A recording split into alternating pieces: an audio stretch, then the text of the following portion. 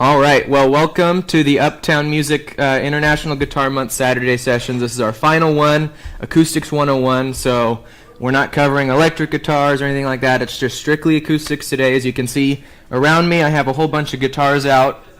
We're going to kind of go at them one by one. We're going to look at a few different things. To start with, acoustic guitars come in all shapes and sizes, but it doesn't mean they're all going to sound the same. There's a lot of factors that change your sound of a guitar. The two we're going to focus on today are your body shape of a guitar and the wood used to make these guitars. So first we're going to kind of go through the body shapes and different styles of that, and then we'll move on to the different tone woods and stuff. So the first one is a pretty classic, the Dreadnought. I have this one from Eastman. This is an an E8D, so this is a Dreadnought. Nice large-bodied guitar, one of the classic, pretty universal guitar shapes that most companies make guitars out of. Eastman tends to model theirs after ones made by other companies, so this is kind of styled after more of like a Martin Dreadnought. But you have, they tend to be thicker than other standard full-size guitars. Generally without a cutaway, but they do make them with cutaways. It just kind of depends on the manufacturer. So that's a Dreadnought, and we'll hear this a little bit later on. Larger body, so you get a lot of projection out of a guitar like this. After the Dreadnought, I have a Concert. I'm going to grab this one from Taylor. Oop, I already dropped my water bottles. This is Taylor's Concert guitar. Is actually, they call it the Grand Concert, and so they have a slightly different measurements than the standard concert size, but this is a full-bodied guitar. It's not a 3/4 length or anything like that. It's just a standard size guitar that is just smaller than a Dreadnought. It's a bit more rounded, as you can see compared. It has a bit more curve to it versus this is, we kind of call this like a square-shouldered Dreadnought kind of thing. This has a bit more of a curve to it. And it makes it a little easier to play on, and a benefit of this guitar specifically, the Academy 22E from Taylor, this has a beveled armrest, makes it a little bit more comfortable to play. And we'll cover some alternate things that affect how your guitar is going to sound related to the body after I kind of go through the list here. So after that, we have the Jumbo guitar, which I don't have a specific Jumbo. This is Taylor's Grand Pacific. Or not Grand Pacific, Grand Orchestra, sorry. So it's slightly different to your standard Jumbo, but it has the same kind of idea. This is a pretty classic acoustic guitar body shape. You see a lot from the company Takamine. Really loves using Jumbos. A lot of famous musicians like the Eagles, a lot of their acoustics are Dreadnoughts or Jumbos. So there's that. Then we have the OM, or Orchestra model, which I have an Eastman over here. The company kind of made famous for doing these is going to be Martin. It's kind of similar to a Grand Concert. I mean, compared to this concert here, they look pretty much identical. They tend to do different thicknesses of different shapes and sizes, but sticking to the same general shape. Then, after that, we have the Parlor. Some people call these the cowboy guitars. They were made popular because of their much smaller shape compared to something like a Dreadnought, because they were easier to transport, but they still produce a sound big enough for a parlor. So that's how it kind of got its name, the Parlor. Now, after Parlor, we have 3/4 guitars. I have this one here from Taylor. This is the Baby Taylor. So these are going to have shorter scale length, smaller body, kind of meant for smaller kids, but Taylor likes to position these as like a travel guitar that you can take around and without taking up much space in the car or on a plane, stuff like that. Then a few non-standard body shapes that aren't across the board by every single company. The Grand Auditorium from Taylor, this was one of the first body shapes they designed specifically for them, and then other companies have made their own Grand Auditorium style guitars, similar to a Concert, kind of scaled up.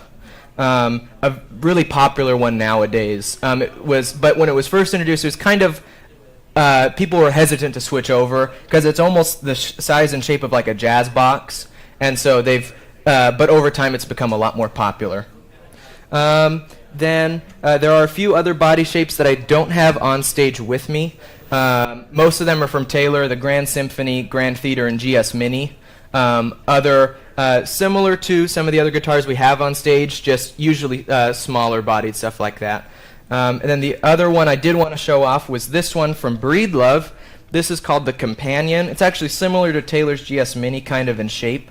It's just a nice other small bodied guitar that is nice to take camping, stuff like that is how they've positioned it. Alright, so now that we've kind of covered the general body shapes of the acoustic guitars, I do want to talk about some stuff related to the shape that can affect our sound. The first one is the difference between a 12 fret and a 14 fret guitar. Now there's a lot going into this. I'm going to kind of make it simple. I do have a 12 fret on stage with me. This is a Taylor 612 12 fret. It's a maple back and sides, spruce top, which we'll kind of get to what that means in a little bit. But a 12 fret means that the 12th fret of the guitar is at the body joint. So they're going to be shorter scale. They might, and some of them have the same amount of frets as a 14 fret guitar. It just kind of depends on who makes it. But this is a 12 fret, so the 12 frets at the joint. A 14 fret would be pretty much any other guitar on the stage, where the 14th fret is the one that's at that body joint, right? So there's the difference there. The big difference with the sound is the 12 frets tend to be a little bit more resonant because of the shorter scale length. The tension on the strings is less, which gives it more room to vibrate and resonate. So you tend to get a little bit more of a resonant sound from a 12 fret. Then the other thing I can also kind of show off on this guitar is the cutaway.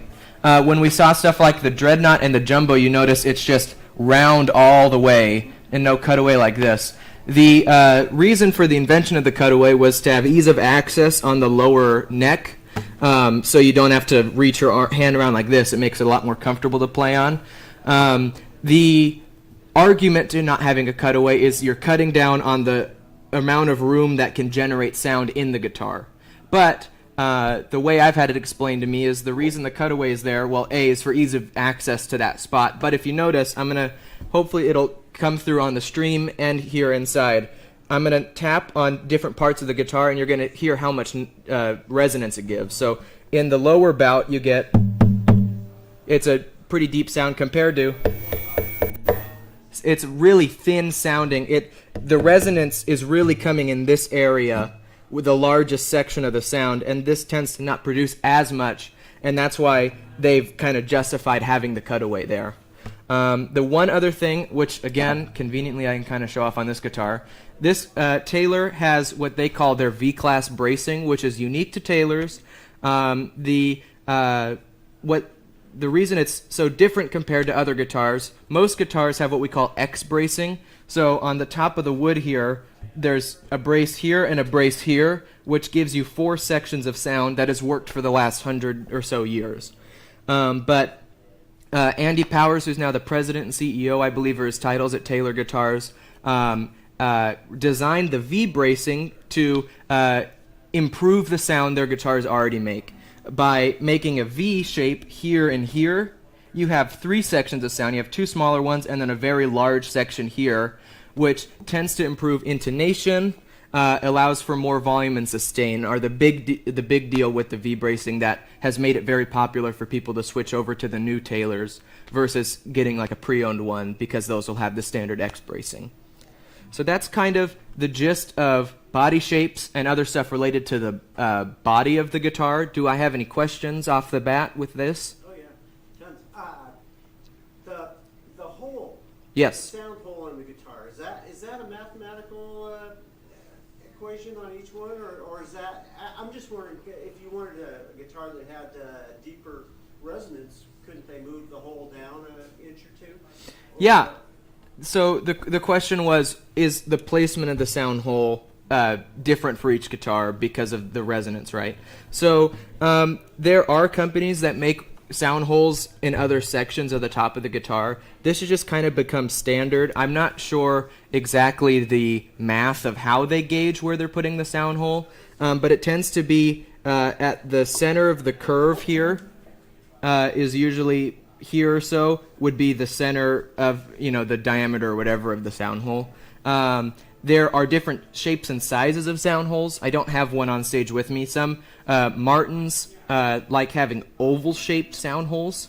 Also popular, I think Ovation would do that, which can give it a different sound, and it's also kind of a cosmetic choice. It just kind of depends manufacturer to manufacturer. The one other thing that I forgot to mention that I'm glad you brought up sound holes is I have this Eastman guitar here. This is also a grand auditorium shape, and if you notice, there's a hole in the side of the guitar. And you might be saying, well, then that's just restricting more sound from coming out here. But the benefit of having a sound hole here is, if you notice, when I'm playing a guitar, you guys are hearing the full potential of the guitar, right? You're hearing it right in front of it. But I'm hearing, if I didn't have this here, I'm hearing, the kind of excess that's coming up instead of out, like you guys are hearing. So while you might hear a warm sound, I might hear a little bit of a brighter sound just because of where I am compared to the guitar. Having the sound hole here allows more of that main generation of sound to come out and hit me, so I can better hear what my guitar sounds like for you guys with something like this. And there's a lot of companies that do it. Eastman does it. Breedlove's done it. There's a few others. But Eastman and Breedlove I've seen the most often that do this kind of stuff. It's a really cool development in guitar manufacturing. So does that escaped sound lessen the projection forward, or does it have any effect on it? Or Yeah.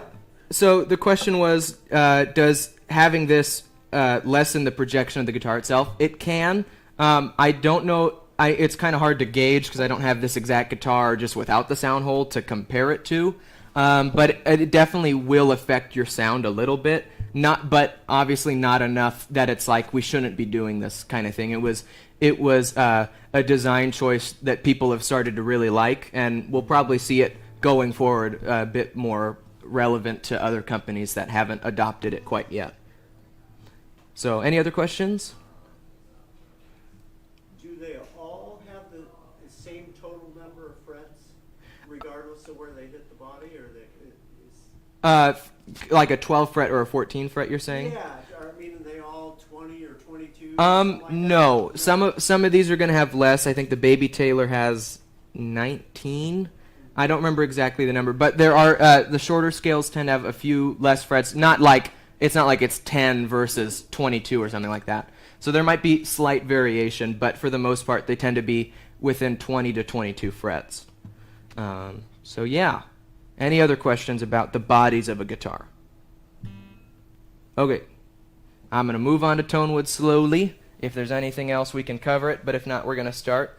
With the Tonewoods, there are two things that we look at is the top and the back and sides of a guitar. That's how, for the most part, there are some manufacturers that have made a different back wood and a different side wood and a different top wood, but for the most part, you're going to have the back and sides of a guitar as one wood and the top is a different one. With this, some companies, as a kind of a cost-saving maneuver, some use solid wood on the back and sides, and they're also the top, and some use laminate wood or layered wood. What that is you'll generally it's two slim pieces of whatever wood they're using. If it's a mahogany guitar, two slim pieces of mahogany with some poplar wood in the middle to fill the gap that would normally be there from a solid piece of mahogany, to fill the gap and give you the full shape. And it gives the same tonal properties of a solid piece of wood, but it might be a little bit less of it because it's not the full solid piece of mahogany. The reason for laminate, like I said, is kind of a cost-cutting maneuver, so you can make more guitars out of the same amount of wood. But the other thing is to go solid versus laminate or layered is laminate tends to warp more because its multiple pieces can warp differently versus a solid piece of wood can warp all together, which warping overall isn't necessarily amazing for your guitar either way, but solid wood tends to warp less. So with that, the other thing is solid woods tend to give more resonance because it's just one piece instead of multiple pieces put together. So with that, we're going to start with the top woods because there's the least amount of those, at least in this presentation. So the first one I'm going to show off is spruce. Spruce is the classic top wood for pretty much every manufacturer. You're going to see that on the most amount of guitars. It's the industry standard, right?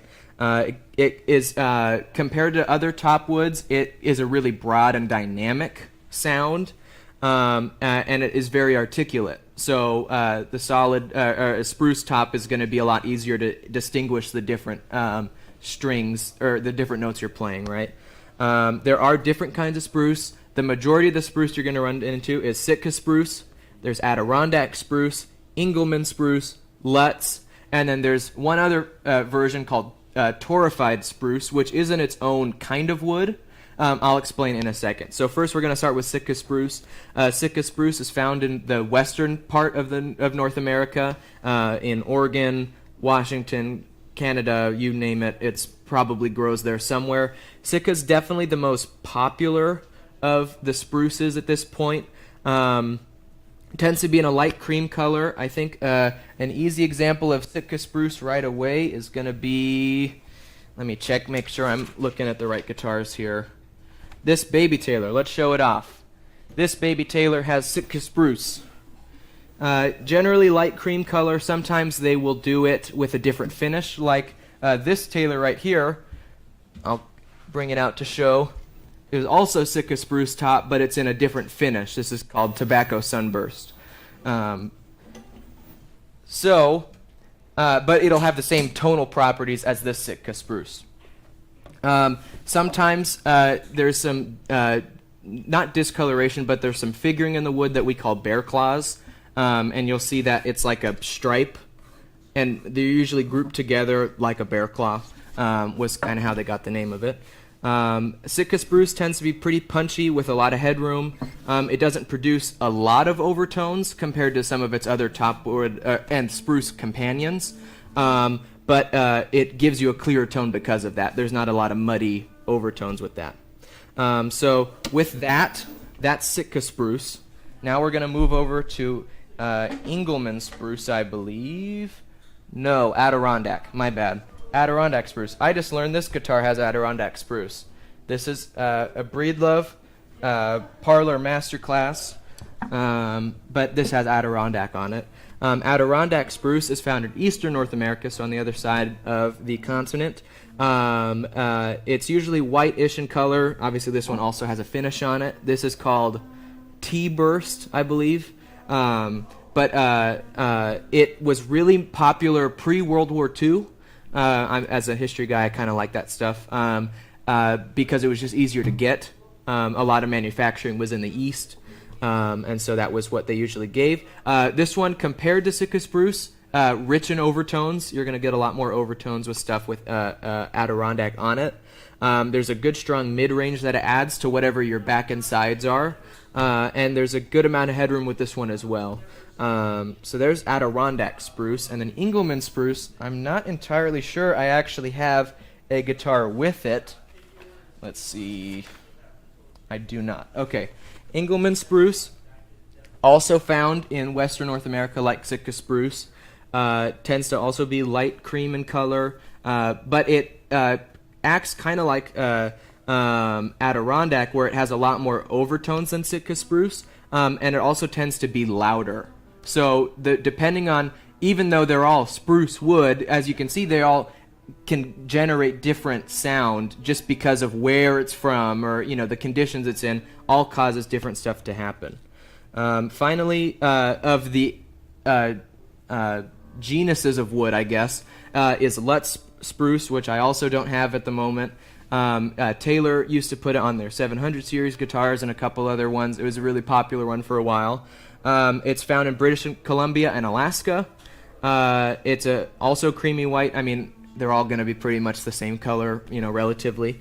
And the big thing with this, it has the range of Sitka, but it kind of looks like Engelmann. So it has a couple different things it grabs from the other species of wood found in that relative area, which is kind of cool.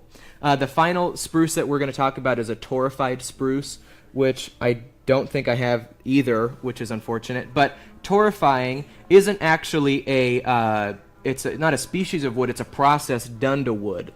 And so what that does is you take a piece of spruce and you bake it in an oven, basically. I mean, it's not like a kitchen oven. It's a blast furnace or whatever. And what it does is it removes the natural oils and other ingredients like the level of oils, any kind of vapor coming from the guitar, and natural compounds. It releases all that to give more resonance. It just gives you more of that sound from whatever species of wood you're using. And I do believe companies can... there are a few companies that do torrefying of other woods, but spruce is the most common. Taylor does it. I believe there's some breedloves that are torrefied spruce. It's a newer process that has been kind of reaching out for people kind of all over the world with guitars.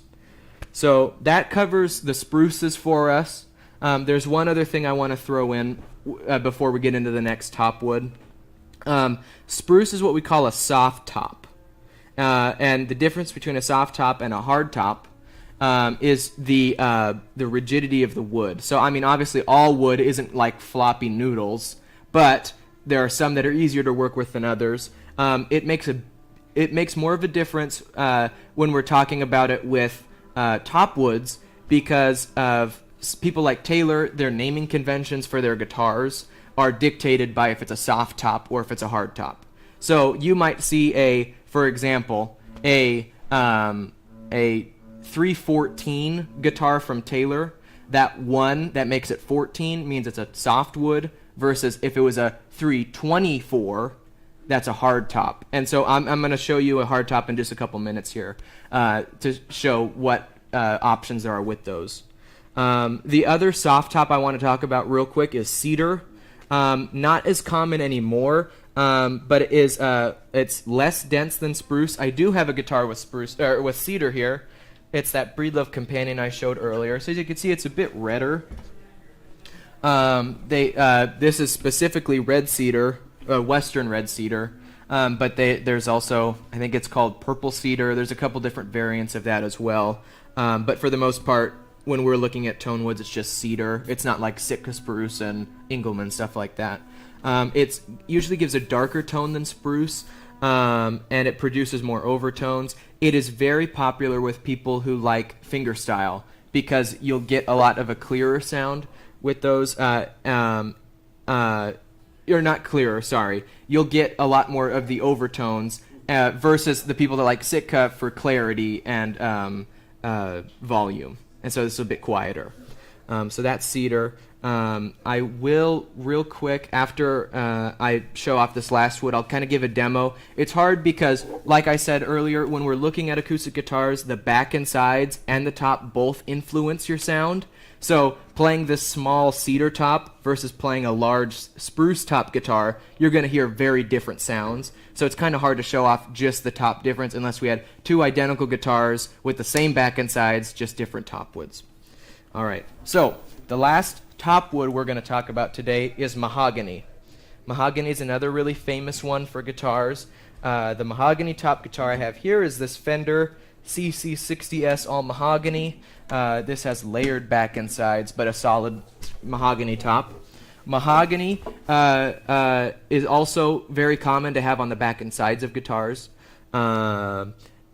It isn't uncommon to see them on the top, like with this guitar here. It's a very dense wood, gives a warm sound, but it is pretty punchy. And with this, since it's all mahogany, I can kind of show you that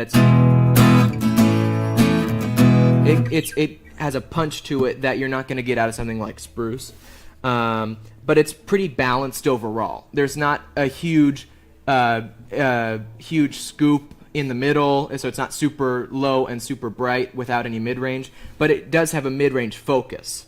But overall, it's balanced, if that makes sense. And we'll kind of go over that whole side of it once we get to the back and sides here right now. Do we have any questions real quick with the top woods before I move to the back and sides? I feel like I'm speaking very fast. Anything at all? No? Okay. So we'll move over to the back and sides now.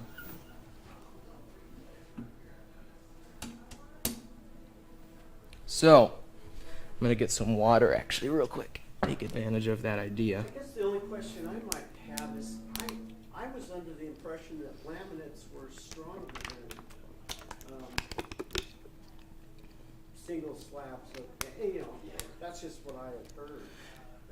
I know they're less expensive, but I thought they were also. I thought it was a way they could make a stronger guitar cheaper. I guess They can, but there's just and they do tend to be stronger, but like I'd mentioned earlier, because they are multiple pieces, if they are not put together very well, then they'll all warp at different paces. But they can warp together like a solid piece, but it just depends on who's manufacturing it. And they're more resistant to elements because of the multiple layers. So yeah, it kind of depends on who you ask with a preference, because some people like the sound of laminate woods. Some people just prefer the solid. It just kind of depends person to person.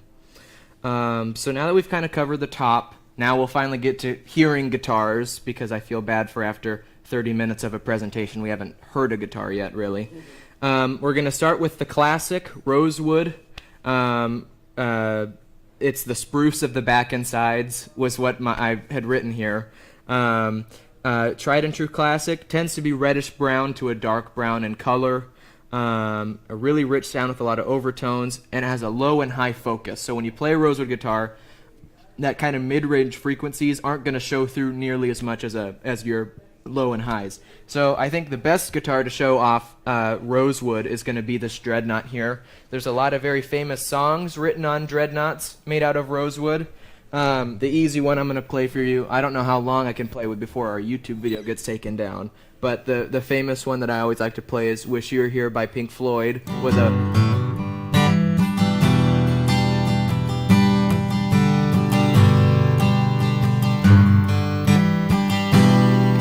But you can hear a lot of that high end and a lot of the low end, and your mid frequencies aren't coming through as much. Is my mic, can you guys hear it okay? I don't know if I don't know. So, but you get a lot more of that deep and your high end with, that's not coming through nearly as much with that, right?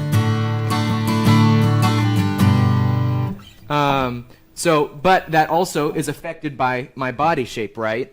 Because the dreadnought is larger than, say, Baby Taylor, the sound is going to be a lot louder, and you're going to get a warmer sound just because of the body shape itself.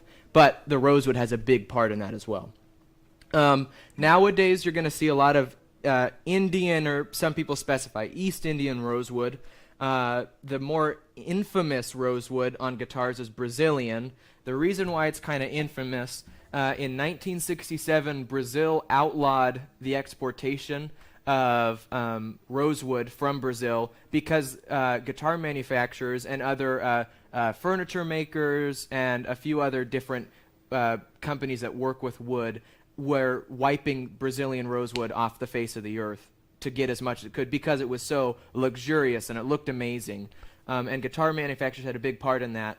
And so it was banned in 1967. But it has loosened since then, that you can now get it. It just tends to be a lot more expensive. So if you see Brazilian rosewood guitars now, a new one tends to be more expensive than an Indian rosewood counterpart, just because it's a lot more expensive for the companies to get their hands on Brazilian rosewood. Famous artists who use rosewood back and sides guitars, I tried to grab a few for a couple of our different tone woods here. Willie Nelson. His well-known guitar Trigger, it's a Martin N20, is a rosewood back and sides. It's actually a classical guitar turned into a steel string guitar, which is kind of cool. The other one is, like the reason I grabbed this one to play Wish You Were Here, David Gilmour, the guitarist for Pink Floyd, played on a Martin D35, a dreadnought, rosewood back and sides. So that's rosewood for you. Any questions about rosewood? Okay, cool. The next one I'm going to go over is mahogany. Now for mahogany, I do have a few guitars. I'm going to show off our all mahogany guitar. Actually, I already played that one, so I'm going to go over here to this OM I have. It's an Eastman E10OM TC. That stands for Thermocure. It's the finish they do on them. Mahogany, like I mentioned in the top woods is pretty punchy, but a balanced tone with a mid focus. And that's true of the back and sides property and when you have it on the top of your guitar. It was made popular by Gibson and Martin pre-World War II and during World War II because it was a lot cheaper to get than rosewood.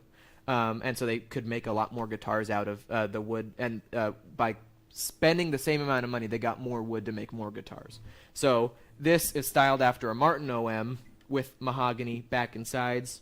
Tends to be brown, not as much red compared to rosewood. Tends to be more brown, almost orange sometimes, depending on how you look at it. I know Taylor's GS Mini they make out of mahogany tends to show a lot more orange than brown.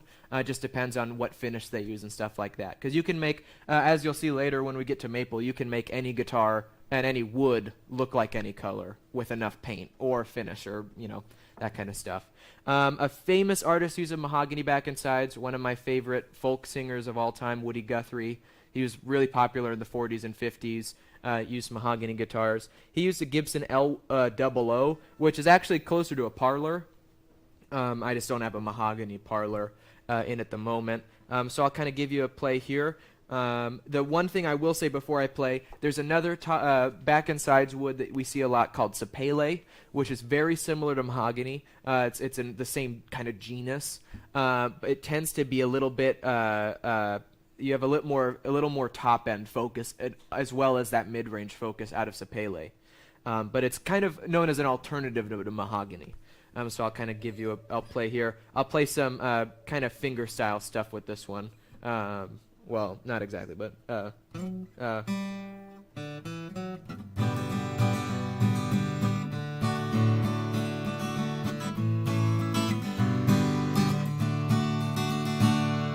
you can see it's not, you don't get that low end you get out of rosewood. And the high end that you hear a lot of with this guitar is definitely helped by that spruce top, right? When you learn and kind of do a deep dive into this, which I recommend doing, it's pretty fascinating how your wood will affect the sound of the guitar. You can be like, that high end, that's because of the spruce. Or that mid-range focus, I can tell because that's the mahogany. And there's a lot of people that doing research for this got a lot of good tips from listening to music and being like, I can hear that sounds like a rosewood guitar, stuff like that. Any questions about mahogany? Again, I can't promise to know everything. I'm not an arborist, so I don't know everything about all kinds of trees, but I can try to help. Generally, it's probably darker and less projection, maybe? Yeah, a little bit. The question, if it's a little darker and less projective, it can be. It just kind of depends. Body shape. You can have a really tiny little mahogany guitar. That's not going to be nearly as loud as a jumbo mahogany guitar. There's unfortunately with acoustic guitars, there's not just one thing that you can say, this is why my guitar sounds like that, right? So there's mahogany. Now we're going to go to maple. So if I can have some audience participation here, can you point out to me the maple guitar I have in this room? This one? Do we have anyone else agree? I'll show it off.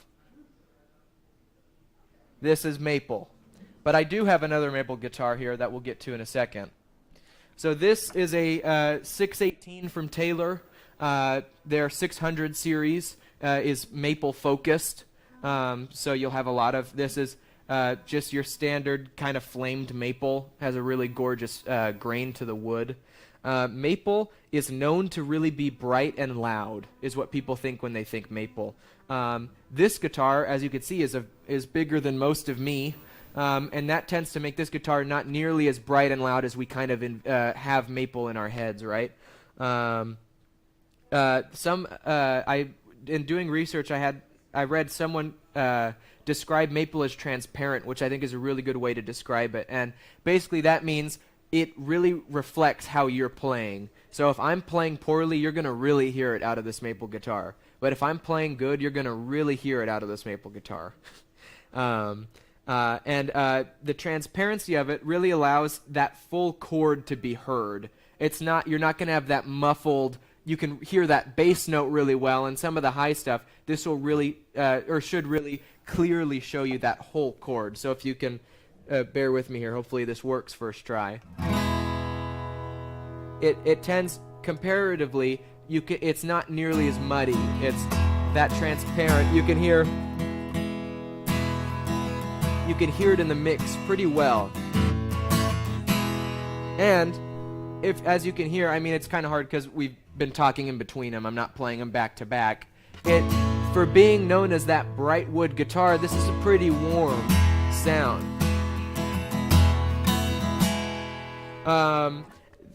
Famous maple guitars, the Gibson J200 or SJ200 was really popular. George Harrison, really well known to be playing on one of those, so to show off maple, I'm going to be playing a George Harrison song. I haven't decided which one yet, so I have to probably figure that out. This Taylor's actually kind of modeled after the J200 a little bit, with a similar inlay and stuff like that, so that's kind of cool when we saw that. Kind of an homage. So I guess I should figure out what song I'm going to play. I'm going to play Here Comes the Sun. I don't have a capo, so it's not going to be in the right key, but if you'll just bear with me here.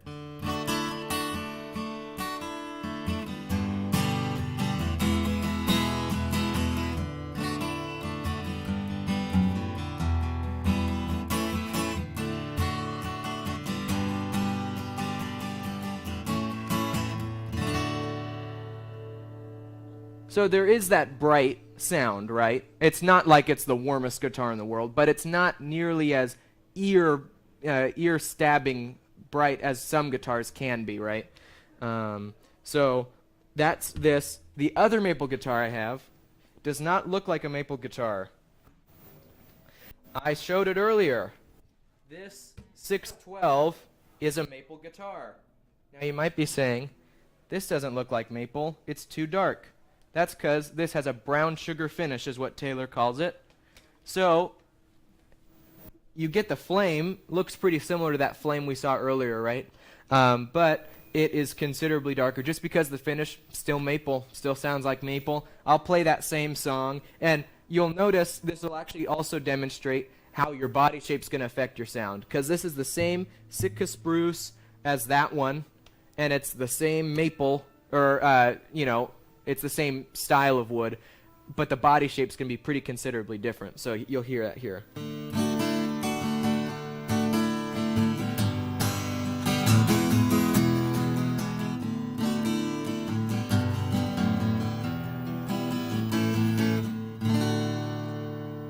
That has a lot more of that bright sound you're kind of used to with maple because it's the smaller body. And this is Grand Concert, so smaller bodied full-size acoustic. But these have a nice sound just because they sound different. Someone in the crowd might like that one more. Someone might like this one more. It's all maple, right? So do we have any questions about maple? Just a lot of different sounds. It's amazing. Oh, just wait. Now we're getting into the weird stuff. Well, not weird. That's rude of me to say to these next couple pieces of wood. The non-standards. For the last 100 years or whatever, most of the guitars you would have seen is rosewood, mahogany, and maple. Those are the big ones for the back and sides. Now I'm going to show you a few that are a little different. The first one is going to be our most colorful of the bunch we have here, this blue one from Breedlove. Now, the wood this guitar is made out of is not usually blue. This is a finish. It's actually called Mojito, which always makes me think of some fun comedy movies. So it tends to be a white bleached color, or a cream color similar to spruce, but that's just all myrtle wood is, and Breedlove want to do a couple special finishes in these. So myrtle wood is kind of a fun wood for us in Oregon, because it only grows here and in Israel. The jury's still out on who was first to have myrtle wood. Could just be they two different versions, and considering we're in different climates, it's kind of cool. And Breedlove's an Oregon-based company, so I feel like they probably felt obligated to use an Oregon wood with their guitars. You're going to hear a really big difference, and for me, it's hard to explain it. You're going to hear it when I play this guitar. It's going to sound pretty unlike anything else we've heard today. Okay, and this is a concert from Breedlove, so it's the same general size as this Taylor here. And I'm going to play Here Comes the Sun so you can hear the difference.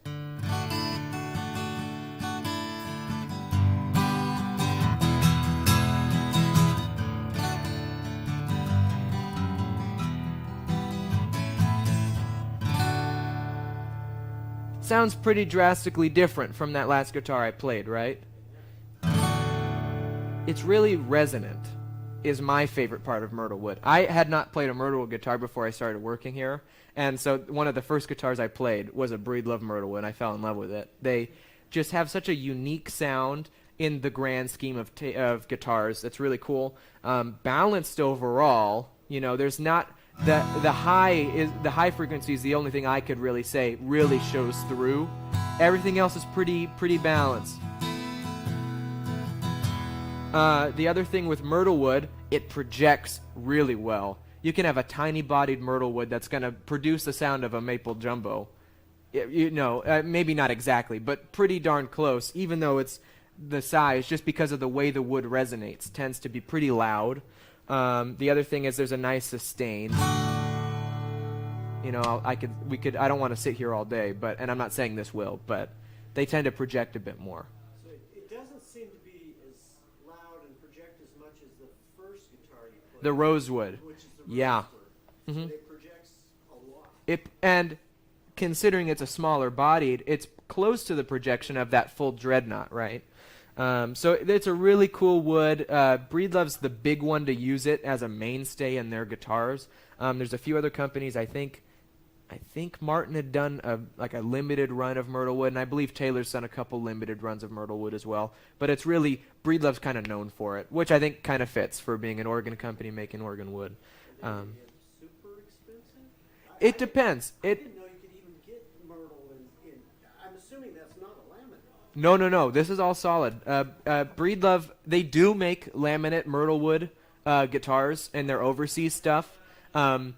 Pricing, it's kind of hard to say because it just depends on what year it is. At the moment, an overseas myrtle wood Breedlove is anywhere from $800 to $900, maybe a little less. It just depends, and don't quote me on pricing. This is we filmed this April 29th, 2023. So if in 3 years from now, if it's not the right price, I apologize. But for the most part, a lot of Breedlove's myrtle woods made in Bend tend to be just about $2,000 to start with. It just kind of depends. Again, as of April 29th, 2023. The next one I'm going to show you, if we don't have any other questions about myrtle wood, is going to be another, not organ native, but native to one of our states, koa, very famous from Hawaii. We've already looked at this guitar before, but we haven't talked about the wood. Really famous for ukuleles for the longest time, and over the last couple decades, they've moved on to using other woods and stuff because with the access of all over the world. Koa tends to be pretty bright when you first get it, but it warms up over time, which I don't have one on stage, which I'm kind of bummed about. But Taylor, their 700 series guitars are all Koa, and they're one of the only series they do right now that's not in a gloss finish. And the reason why, which I probably should have mentioned earlier, gloss and satin, a finish. This is a glossy. These Taylor and Fender concerts would be a satin finish, not shiny. There's people that say that gloss tends to mute the sound of your guitar. Now, I can't speak to the I don't know if I really have an opinion on it because I like the sound of most of the guitars I play. But there is a difference. You can hear it. It tends to mute the properties of the wood. And so the reason why Taylor does theirs in satin is because gloss also makes it take longer for your guitar to open up over time, because over the course of your guitar's life, we like to say all the sounds you like of your guitar are going to get better the longer you play it, because the glue that holds the guitar together will open up, not to the point where it's like breaking, but to the point where more sound can come out of it, and it's just going to get richer and richer. Whatever sound you like from your guitar will hopefully continue over time to produce that same sound you like. And so that's why Taylor does theirs in satin to help open up faster, since the gloss is known to take a little bit longer. And it is another way to word it is Koa starts bright and kind of mellows out, is like how I like to think about it. It is also very famous for its striking grain pattern. I mean, you can see here, really beautiful. I love, this is one of my favorite guitars we have in the store right now because I just love that kind of bleach stripe that follows. It's a really beautiful wood, and some of the time, you know, people make instruments out of wood just because it looks nice, and it's like, oh, and it just happens to sound good. That's nice, you know. So there's Koa for you. I have two more that we're going to go through, and then we have some other stuff I have planned here. The next one I'm going to go over is one that some people might be like, oh, I didn't know they made guitars out of that, and that's walnut. Oh, yes. Could you give that one a quick strum? Yes. Oh my gosh. I completely forgot to play this one. My bad. And I think I didn't even really play the Myrtlewood one.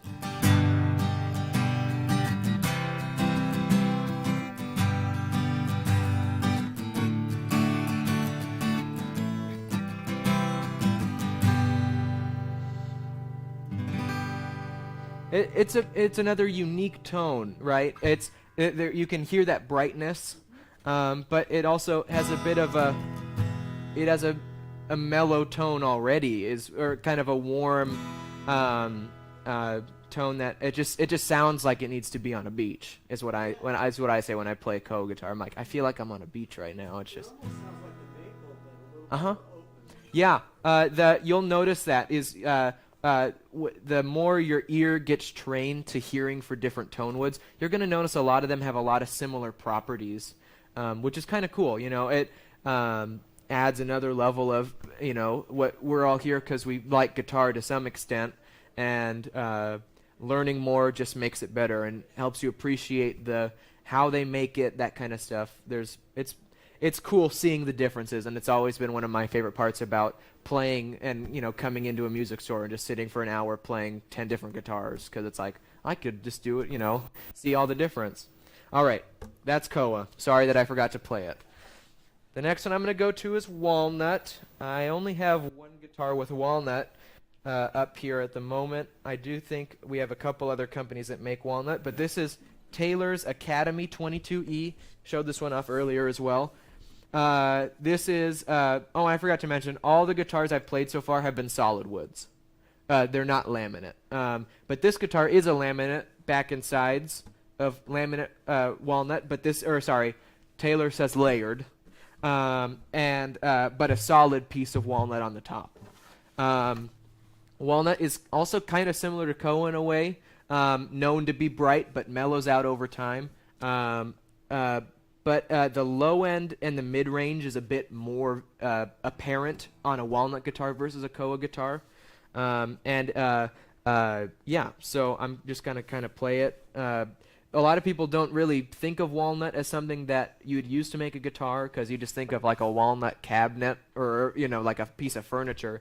But like rosewood and all these woods have been synonymous with furniture making and guitars at the same time. But and we can both appreciate the grain of all the wood. So, you know, so I'll play this here. Another cool thing I mentioned earlier with this one, has a cool beveled armrest, like this Koa one. It's a fun comfort feature, not necessarily super needy, not something you desperately need, but it's also kind of a fun feature sometimes. So here's walnut. I'm gonna play. I'll just play "Wish You Were Here" again, because I've blanked on every song I've ever learned on the guitar.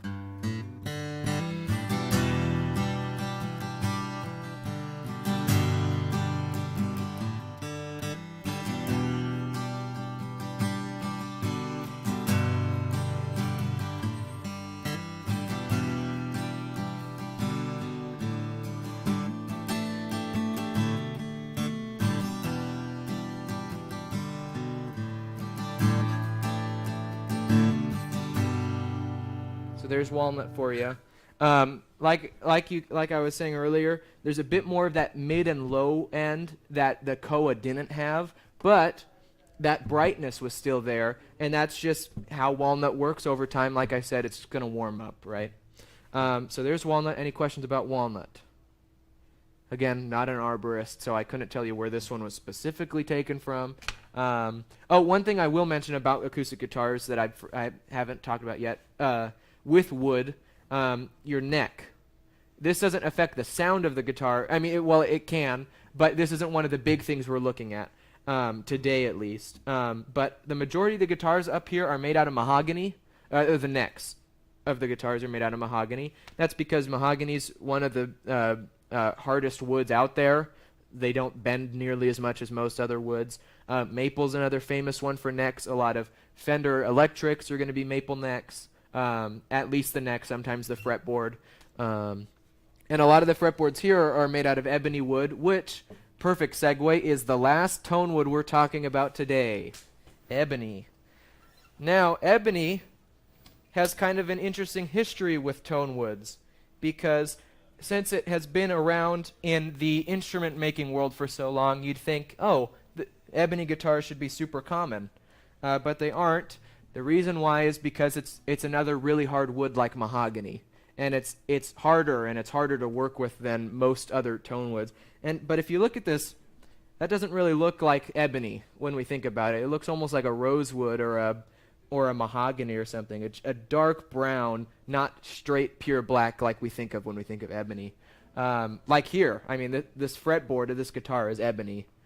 These are the same wood. They don't look like it at all. But that's just because of a few different reasons. We're seeing a lot of this different colored ebony from Taylor especially. The reason why they have, just in the past few years, Taylor co-owned, got in on a partnership to co-own a ebony grove in Cricallum, Africa. And I think it's in West Africa in that kind of region. And Bob Taylor, the founder of Taylor Guitars, went there and saw all these trees on the ground just dead and was like, what's going on with all the dead trees? And they said, well, they aren't pure black, so we don't use them. He's like, well, that's just a waste of wood, and we can still use this wood. And so you'll see on a lot of Taylors, like this Maple Taylor, it probably is not going to show very well on the camera, but I'll try to show it off as much as I can. You can see it's black, but there's these brown streaks in it, and that's one of the benefits of what Taylor is doing using all of the ebony is you get cool striping. I like to think of it as the fingerprint of your guitar. You can have 3 of these 6/18s, but those fretboards are all going to look different because of the different ebony patterns. And it helps kind of differentiate those. Now, back to ebony as a tone wood.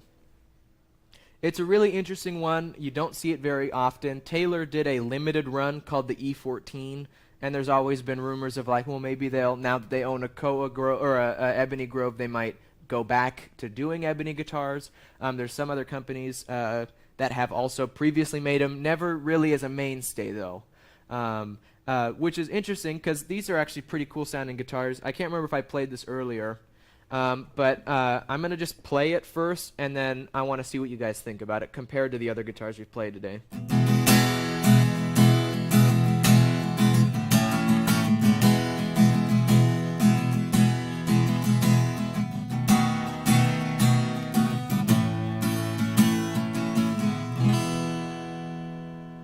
What are you guys hearing from that versus what we've played before?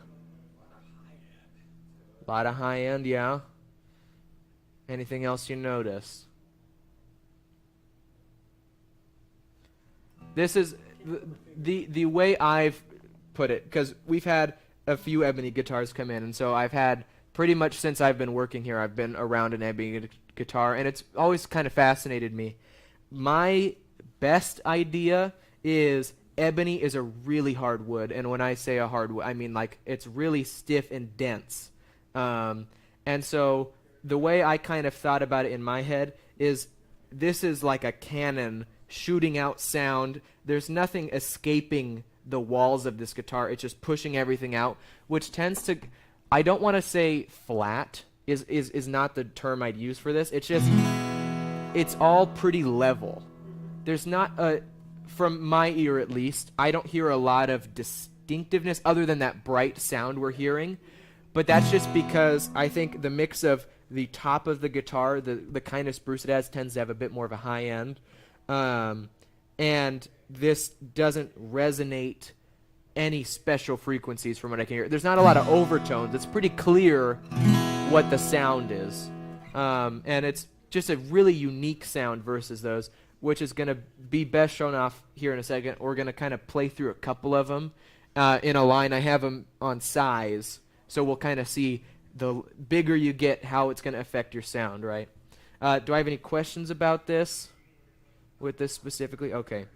So it's a really unique guitar. Hopefully we'll see more ebony guitars going forward. You never know. All right. So that covers the general idea for your tone woods, your body shapes. Those are the big differences when we're looking at acoustic guitars. Do I have any specific questions of any kind before we do the next thing I have planned? Yeah. What about making guitars out of like hemp? Mm-hmm. Yeah, they do a couple different alternative materials. Hemp is a popular one. Carbon fiber is another one. They also have their own tonal properties. For the most part, I just plan on sticking to what we had kind of in the shop because we could demonstrate it. I don't have any carbon fiber guitars or anything like that. It's an interesting development. Since the dawn of time, we've been making instruments out of whatever, and so there's some that work, some that don't. Ebony was one for a little bit. Taylor was like, I don't know if we want to pursue this as a main line guitar. I haven't had a ton of experience playing those myself. I know that they can all vary in what sounds they're going to kind of produce for you. But they're definitely interesting alternative to using standard wood. Yeah. Any other questions?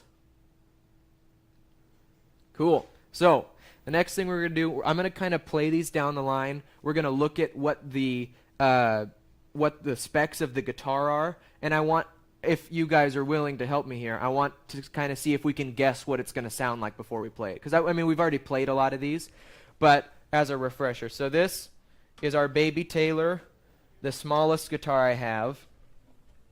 It is, the body shape is Baby Taylor.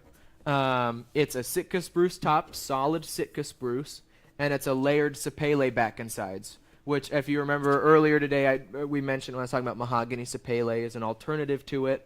Can look various different grain patterns. This one has a pretty cool wood grain. But what are we guessing it's going to kind of sound like compared, just in general? I think it's going to be pretty full sounding and articulate for its size. Mm-hmm. That would be my guess. Okay. Any other articulate, full, any other guesses? Probably a little bit more bright. Bright. The size of it. Yeah, that's good. That's a good thing to take into account. Any other guesses? All right. So for this section of it, I'm going to be playing the same exact thing on all the guitars so we can hear the difference. And if you want, we can go back and forth between a few.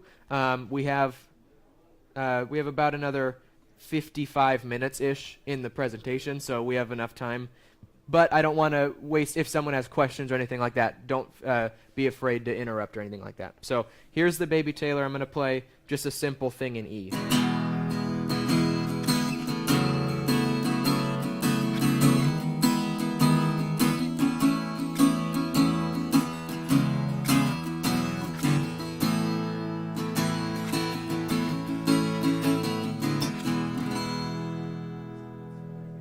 So there's that. Pretty full sound. We were right about that. The brightness, I agree with that. The way I kind of think about it with a smaller body guitar like this, you can't expect this to sound like a Rosewood Dreadnought because of the size. So a word I would use to describe, which might not be what everyone would say, I'd kind of say thin. It's not necessarily a bad sound. It's just a very different sound compared to the jumbo, which you'll hear as we get bigger. No matter what the tone wood is, it's just going to be a lot more resonant the bigger you get. So this is our smallest body guitar I have.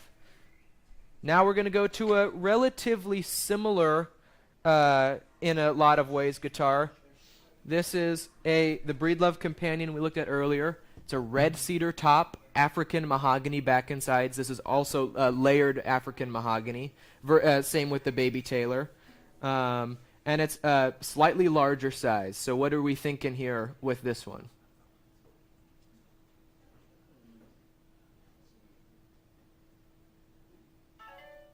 Probably more low and high end. More low and high end, okay. Any other guesses? Maybe more muted. More muted, okay. Yeah. All right, well let's hear it and see what happens. Just want to make sure it's relative.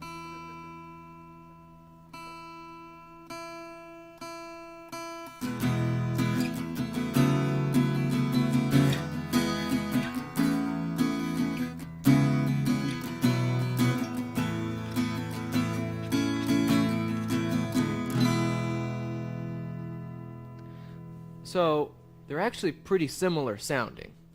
Obviously, this is a little bit more resonant because it's a little bit of a bigger body, but we have mahogany versus a Pele, pretty similar tone woods for your back, and spruce and cedar, relatively similar, right? They're not exactly the same, but a lot of the similar style. So you're going to get a pretty similar sound, but this was a little bit more of the low end, I think, a little bit more of the high end. That E was really cutting through, which might just be because it's out of tune. I don't know. It sounds close enough.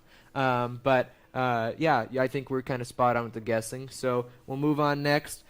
Now we're getting into this next guitar is kind of cheating because we just played this like 3 minutes ago.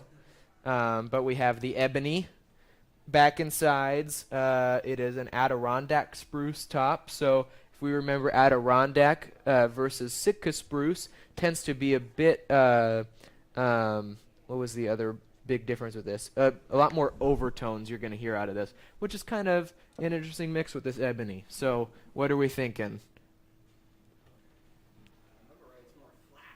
Yes, the kind of the flat tone. So kind of cheating to just do this guitar, but it's okay.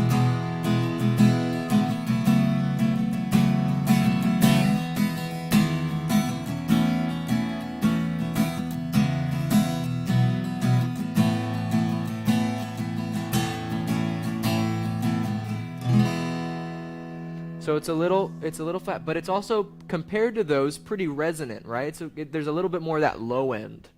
But it's cool as we'll get along. My mind was blown playing this morning. I was going through all of them like, wow, this one and this one, they're really, really quite different. So there's that. Now we're on to the Eastman. This is, solid ebony back and side, solid top. There's only 2 more guitars that are layered, and everything else will be all solid wood. This is the E10 OMTC, so it's an orchestra model. We have Adirondack spruce, just like the Breedlove we just played, but this is mahogany versus ebony. So we're almost getting a mix of some of that overtones that we got out of that Breedlove Parlor because of the same spruce, but we should get a similar tonal spectrum of the other ones because it's another mahogany guitar.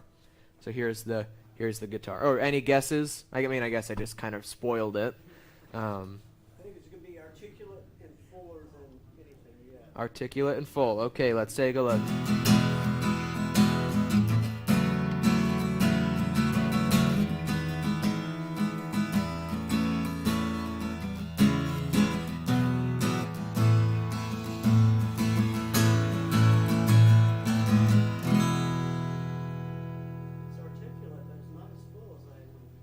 Yeah, it's that that mid-range focus we kind of talked about with the mahogany wood.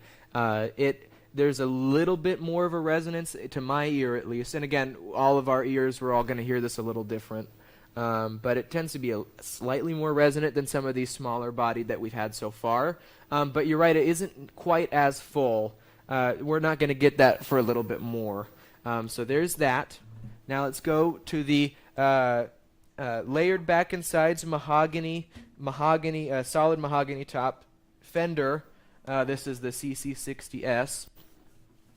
And here is this right now. I forgot you guys are supposed to guess.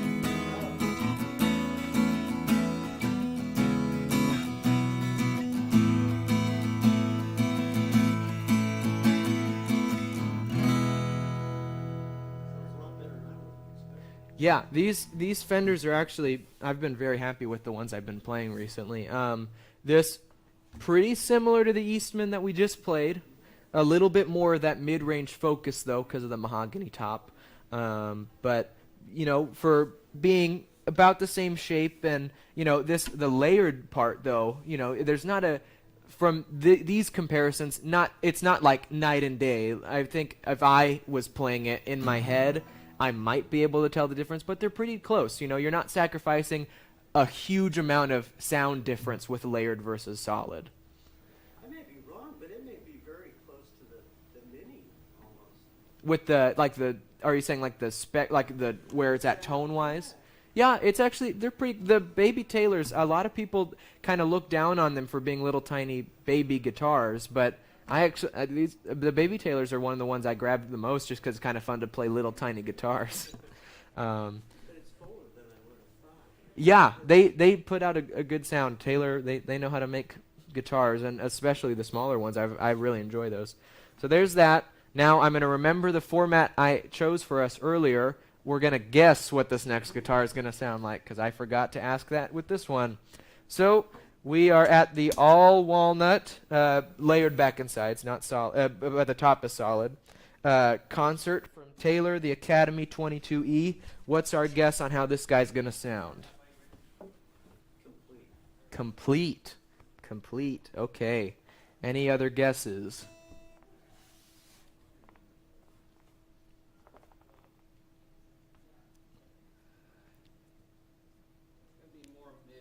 More mid-focus, okay. Let's take a look. I did forget, seeing my thing here, I did forget the walnut, like how I mentioned earlier, it's kind of like Koa, how it starts bright, gets warmer. Another term I've heard is sparkly. So let's see if we can hear a sparkly sound out of this guitar.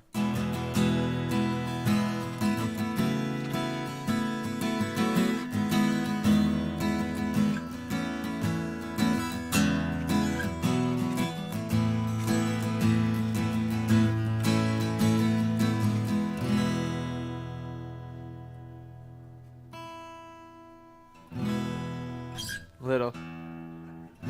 There you go.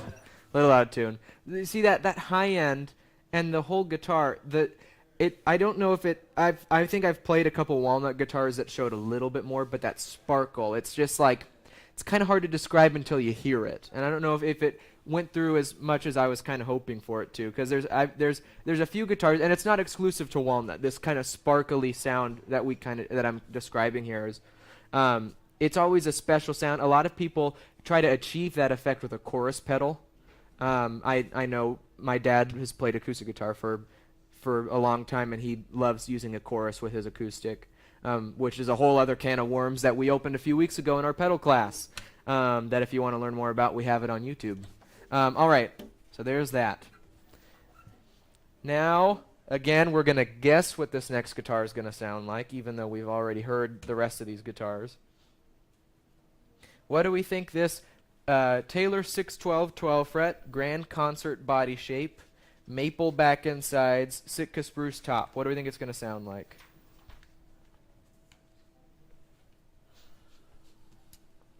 Higher register, maybe? Or Higher register, okay.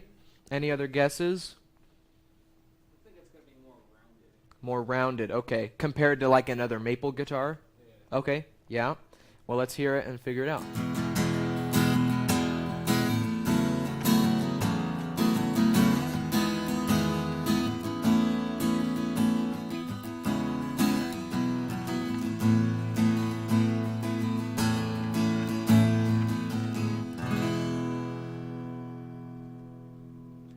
I think rounded was a good way to put it. There's a lot more compared to the last guitar we played, having the walnut. You can see this maple starting to sound a lot more resonant and warmer than we kind of have thought in the past, at least compared to walnut. I'm a bit biased towards this guitar specifically because this is a fun one to play. But the sound that these produce now, the one thing I will say, this compared to any a maple guitar made by another company, like a Yamaha or something like that, they don't have the benefit of what I had mentioned earlier, the Taylor V-Class bracing, right? That is specifically designed to improve resonance and intonation and the stuff that we've already been talking about. That was their whole thing, was to make all their guitars sound even better and have a richer sound because of this bracing they have. So if we had a maple jumbo from Yamaha and a maple jumbo from Taylor, Taylor's already at an advantage with their special bracing that they use, right? So I think we're kind of spot on with this one. Now, who can remember what the Breedlove sounded like? This all myrtle wood, all solid myrtle wood, concert-sized Breedlove here. How would we describe the tone wood of this guitar? Wasn't it more resonant? Okay, resonant, yeah. Any other guesses? Well, not guesses, opinions or remarks? It was very different. It was kind of like the Koa. Different. Yes, I like that. For the whole time I've been playing on myrtle woods, I'd like to just say it's different. That's definitely. It's I as again not an arborist and I'm not a frequency specialist, but this is definitely different. I think is the best way to describe this guitar. So here it is.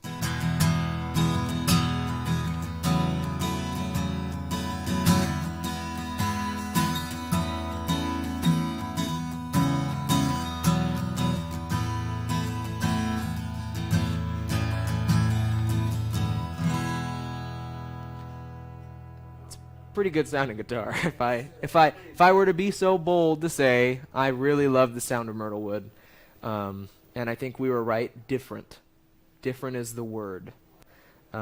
They're just special guitars, and we'll see because the next guitar we have is the classic wood combination, rosewood and spruce. Compared to this, that's going to sound, in my opinion, a little boring. But what's our guess? At least in tonally different from what we're used to, right? This is very different. Rosewood and spruce is the classic wood combination for a reason. We're going to hope it sounds good, right? So what are our guesses here with a rosewood and spruce? Sitka spruce specifically. Middle scoop. Middle scoop, okay. Any other guesses? Okay. This is a... to go back, I think I've been mostly covering what each model is of these guitars. The Maple Taylor we just played earlier was the 612 12 fret. The Breedlove is a organ concert, and then this is a Taylor 414. So 414s are one of Taylor's. They have a few series that are all rosewood and spruce guitars. This is the first all solid version of those. So here we go. This is when you're going to hear this, you're going to be like, yep, that's an acoustic guitar, all right. So here it is.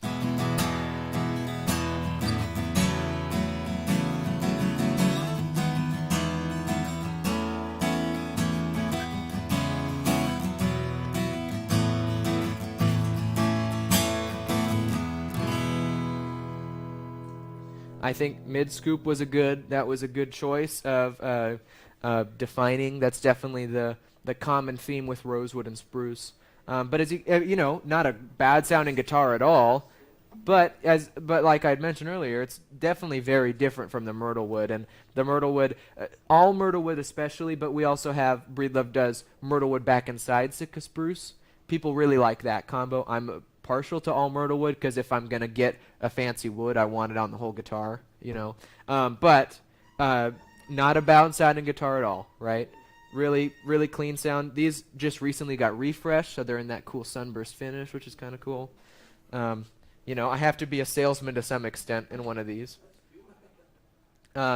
Gibson-esque look is what I like to think, because a lot of Gibson acoustics have that sunburst finish.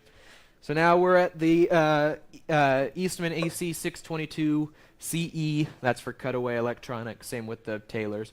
Koa Limited, this is a limited run. This isn't a mainstay of their line. These are actually usually maple, funnily enough. But so this is the Koa, all solid Koa all around. What are we thinking it's going to sound like?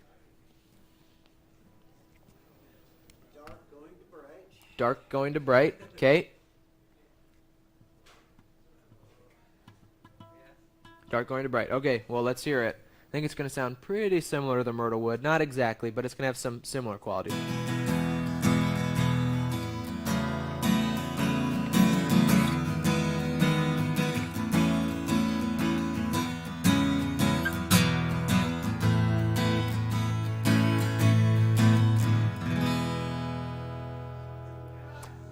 I think the other good way to show this off is balanced. And I think it's true of the organ. It's weird, they are almost, the more playing with you guys and hearing it a little more myself, is it's balanced, but each one shines through, if that makes sense. It's like it all seems even, but the low end, the middle frequencies, and the high end kind of all sparkle in their own ways, right? So that's that. So I think we're all pretty spot on with that. And here we go back to the good old rosewood spruce dreadnought. This is, I mean, I think if you asked a little kid to draw an acoustic guitar, probably draw this one, or pretty close to it. Let's get some guesses. What is this going to sound like? From what I remember, it's the best sounding guitar here. Best sounding guitar here. Okay. On the stage or in the store? In the stage. On the stage. Best sounding guitar. That's high praise. Any other guesses what this is going to sound like? Pretty punchy. Pretty punchy, okay. Probably pretty similar to the Taylor we just played a little bit ago, right? Just a different body shape. Otherwise, same wood combination, Sitka spruce, rosewood. I mean, they might have sourced the rosewood from somewhere else, but similar. But this will show off how a body shape might change your sound, right? So here it is.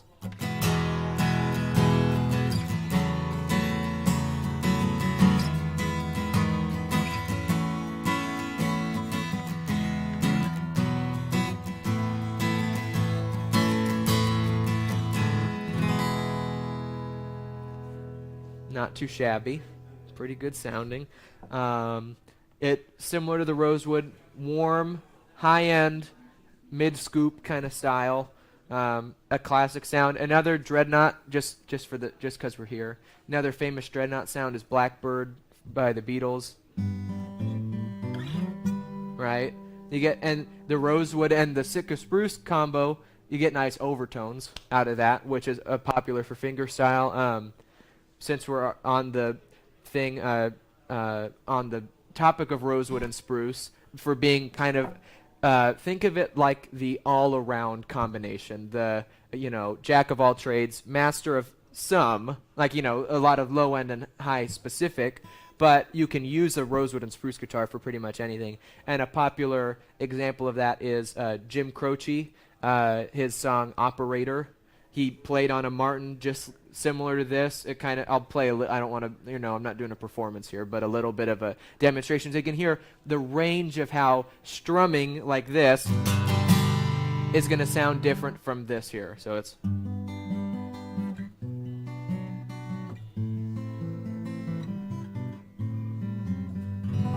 See, it can do a whole bunch of different things really well. And that's true of all acoustic guitars, but there are some that their tone woods kind of push you in a direction almost, just depending on how your ear likes whatever your guitar sounds like. So we'll go one more guitar, and then I promise to not take up too much more of your time after that. This is that Taylor 618 we looked at earlier. Maple back inside, spruce top, grand orchestra, nice big body. What are we thinking for the sound of this guy? Loud, yeah, I agree. A lot of low end, okay, for a maple guitar. Interesting observation, okay.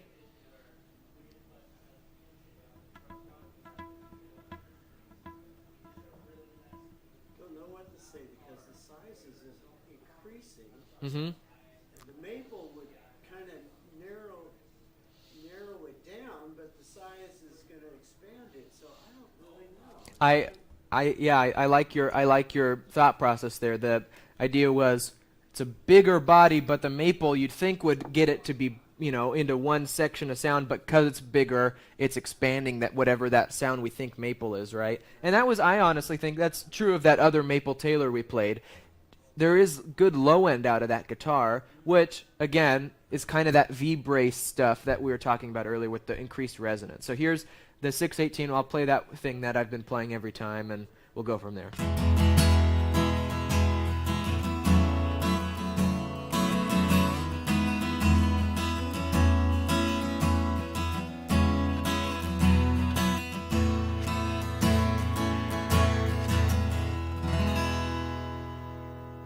pretty good. It's a nice, beautiful sound. I think transparent is the thing that I definitely like about the description of maple, especially these two maples from Taylor.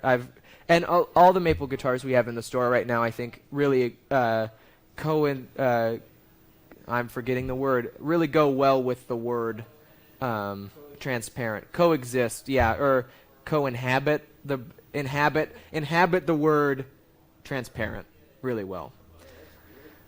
So other than that, I don't have anything else necessarily prepared. Do we have questions, or do you want to hear certain guitars compared to each other? What do you guys think? I would like to hear that next to the Myrtle. Okay. Because to me that sounds much better than I remembered. Mm-hmm. I thought this one would sound much better than that, and it doesn't. Okay. I'm kind of curious. Does that sound okay? Finger picking style, like. Yeah, I can play some finger style stuff with this if you'd like. It seems like that is kind of got, for me anyway, everything. Yeah. So what Gary was saying was he wants to hear. We'll compare it with the Myrtlewood, but you were saying that you like the sound of this to maybe cover every basis. So here, I'll play a little snippet again from that song "Operator," just so you can hear a little bit of that.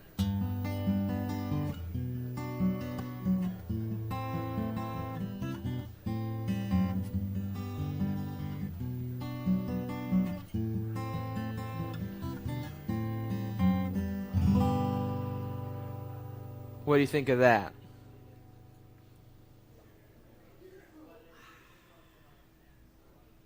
I think it's at least as good. At least as good as that Rosewood Dreadnought we played earlier. I think so. Yeah, this is the more I've played this guitar, the more I've definitely fallen in love with this, and that's the curse of working in a music store is you're surrounded by a lot of fun guitars to play. All right, so let's compare this real quick with the Myrtlewood. Since we are already with the maple, we'll play that one first, but I'll just get these close by. So here's the maple, and I'll play just that simple strumming pattern I was doing earlier.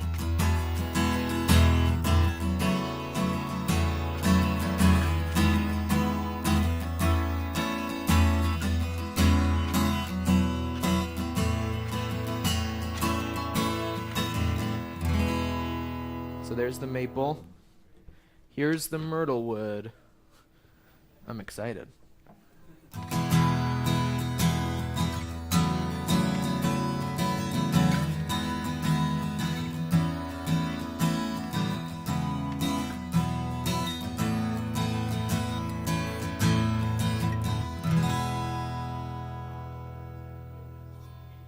bet if those were in the same body, that Myrtle would possibly outperform.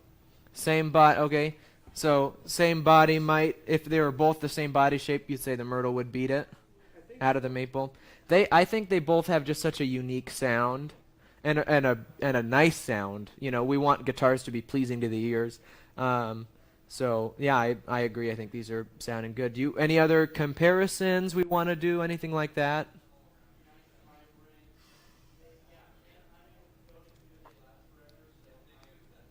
Or any other questions? No question is too stupid, I promise, and I'll try my best to answer it accordingly. Well, I kind of like to hear the walnut now. Walnut Then I'll shut up and let everybody else have their chance. Walnut compared to these two, or just the... Okay, yeah, we can do that. Do you have one you want me to start with in particular? No. All right, well then, I'll just go order we've been playing them. I'll kind of do a shortened version for what I was doing last time.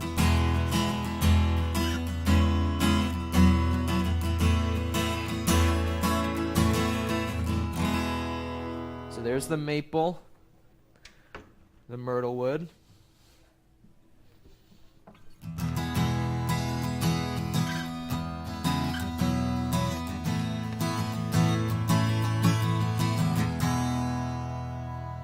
Now here is the Walnut Taylor.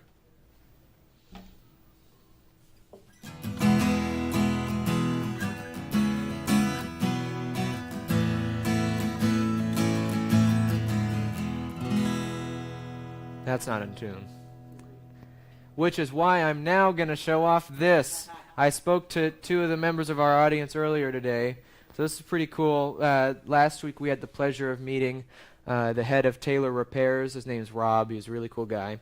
And he was kind of showing us stuff, and he pulled out a tuning fork. I'm like, oh, that's cool. What are you going to do? And he did this. I don't know if it's going to come across on the microphone, but if I hit it really hard, the whole top is resonating in that perfect E that the tuning fork is. So instead of using a clip-on tuner, which is a perfectly fine way to tune your guitar, I've just had a lot of fun smacking this tuning fork around, and that's pretty close. So it's just a fun new way for tuning.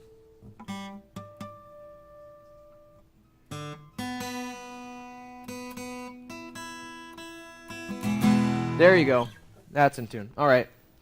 So there's that comparison. Any other comparisons we want to do? I'm willing to do any of them. There's so many cool guitars that'll all sound different. Anybody? Going once? Going twice? Sold to no one. All right. Cool. So that's pretty much it. I don't have I don't have any other talking points I kind of wanted to go over with you guys. So last chance for questions. You can also ask me questions afterwards. I'm more than happy to answer them.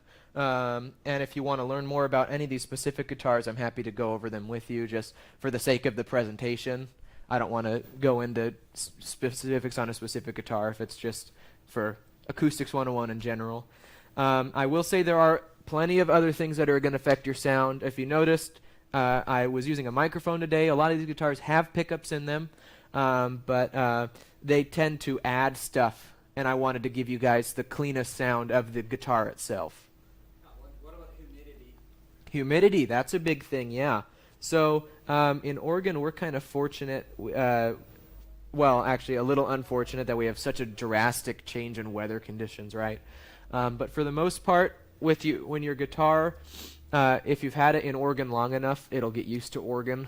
But if you're going from like Death Valley, super hot, super dry, and then going to the rainforests in Washington every other week, your guitar is going to go all over the place. And it will warp, which is just how acoustic guitars work over time. They aren't invincible. They aren't going to last forever. It's true of all musical instruments, you know. But humidity can affect your sound as well.